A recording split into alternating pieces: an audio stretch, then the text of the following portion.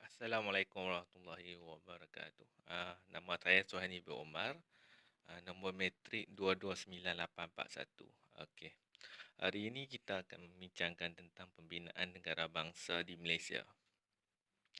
Uh, Pembinaan negara bangsa di Malaysia bermula sejak kita mencapai kemerdekaan pada 31 Ogos 1957 lagi. Para pemimpin kita dahulu telah merancang pembinaan negara bangsa ini mengikut acuan Malaysia. Apa yang unik dengan Malaysia ialah ianya mempunyai berbagai bangsa dan kaum yang ada di dalam masyarakatnya.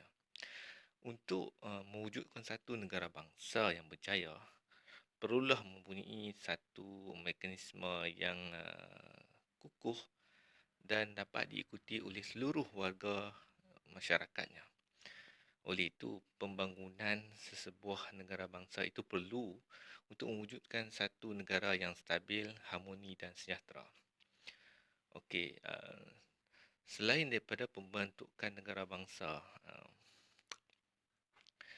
faktor ekonomi, politik, sosial juga perlu memainkan peranan yang penting di negara kita.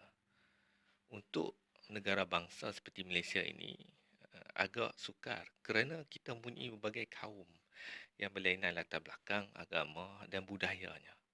Tetapi itu tidak menjadi halangan kerana Malaysia ini mestilah adanya toleransi antar kaum. Bukan satu kaum tetapi keseluruhan masyarakat. Baik, pemimpin-pemimpin dahulu telah menyedari bahawa pentingnya pembentukan negara bangsa apabila merdeka lagi sejak kita bebas dari penjajah.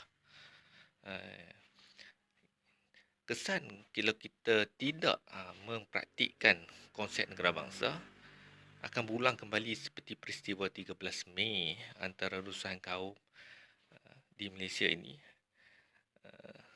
dan itu amat merugikan negara kita sendiri. Baik, pembinaan negara bangsa ini ada mempunyai 4 konsep yang selalunya disarankan atau diwaswalkan oleh para sarjana atau ilmuwan dari barat. Salah satu konsepnya 4, iaitu bina negara, bina bangsa, penyertaan rakyatnya dan nilai-nilai masyarakat.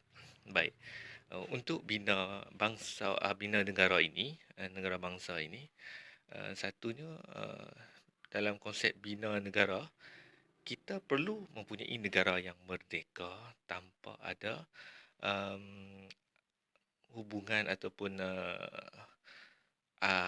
adanya penjajahan seperti sebelum kita merdeka. Apabila kita merdeka dan bebas, kita boleh membuat acuan negara kita sendiri mengikut konsep negara bangsa. Kerana apa yang telah ditinggalkan oleh para penjajah terdahulu telah memecah belahkan kaum, dan ini menyukarkan pembentukan negara bangsa khususnya di Malaysia. So, jadi pemimpin terdahulu telah menggariskan beberapa perkara ataupun beberapa pendekatan lah untuk mendapatkan perpaduan dan seterusnya membentuk negara bangsa di Malaysia. Seperti rukun negara yang diperkenalkan oleh Tun Razak adalah untuk mengukuhkan toleransi antara kaum di Malaysia dan mendekatkan jurangnya. Itulah pentingnya kita mempunyai negara. Yang kedua ialah bina bangsa. Bangsa di Malaysia bermaksud di sini bangsa yang wujud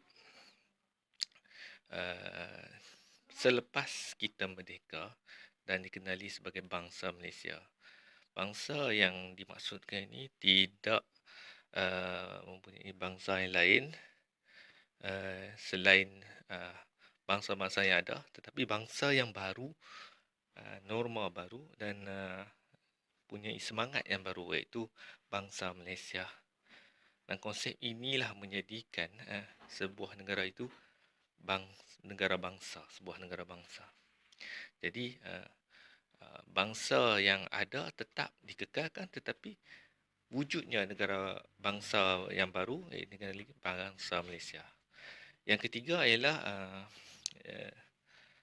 penyertaan rakyatnya ataupun orang kata penglibatan rakyatnya. Apabila satu rancangan untuk membuat negara bangsa itu, pihak pemimpin memain peranan untuk membuat garis panduan. Tetapi ia tidak akan terlaksana jika rakyatnya tidak terlibat. Kerana rakyatlah yang memainkan peranan yang paling penting dalam pembinaan negara sesebuah bangsa itu. Untuk mencapai negara bangsa seperti bangsa Malaysia, perlulah rakyatnya sekali turun bersatu padu bersama pemimpin untuk menjayakan misi negara bangsa ini. Yang keempat adalah nilai-nilai masyarakat. Nilai-nilai masyarakat apa yang dapat diperlihatkan negara bangsa ini ialah apabila nilai masyarakat yang ada sedia ada dikekalkan, tetapi diraikan dengan masyarakat yang majmuk seperti di Malaysia ini. Saya lihat seperti kita meraikan perbezaan itu dengan seluruh bangsa yang ada di Malaysia. Inilah yang dikatakan nilai-nilai masyarakat seperti perayaan Hari Merdeka, Hari Malaysia dan perayaan-perayaan lain. Kita satu Malaysia telah merayakan bersama-sama dengan seluruh Malaysia, dan kita bercuti dan merayakannya. Itu adalah konsep bangsa, negara bangsa, dan konteks Malaysia sekali. Ianya amat penting dalam membina sesebuah negara bangsa. Baik, terdapat juga konsep yang telah diperkenalkan oleh pemimpin kita dahulu seperti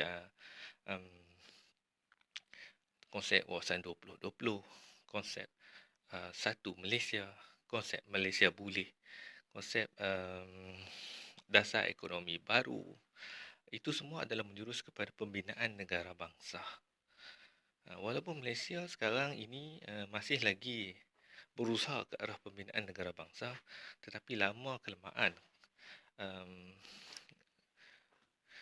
menampakkan kesan yang agak positif kerana wujudnya persamaan kesejahteraan antara kaum di Malaysia ini, dan mereka tidak segan silu untuk bercakap dalam bahasa Malaysia, iaitu bahasa Melayu, menyanyikan lagu kebangsaan Malaysia dan berjiwa bersemangat kekitaan terhadap negara kita sendiri.